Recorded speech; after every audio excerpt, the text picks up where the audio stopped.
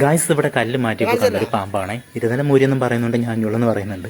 എന്ത് ടൈപ്പ് പാമ്പാണെന്ന് അറിയത്തില്ല.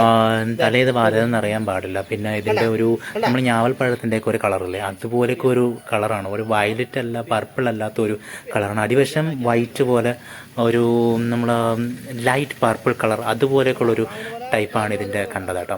നമ്മൾ ഈ വലിയ അട്ടയല്ലേ അതിൻ്റെ കുറച്ചുകൂടെ സൈസ് ഉണ്ട്. ഇതെന്ത് ടൈപ്പ് പാമ്പാണെന്ന് അറിയത്തില്ല. അറിയുന്നുള്ളൊരു കമൻറ്റ് ചെയ്യുക. ഇത് അങ്ങനെ കിട്ടിയൊരു പാമ്പായതുകൊണ്ട് ഞാൻ ആദ്യമായിട്ടാണ് ഇത് കാണുന്നത്. നിങ്ങൾക്ക് അറിയാമെന്നുണ്ടെങ്കിൽ ഇത് കമൻറ്റ് ചെയ്ത് വയ്ക്കുക.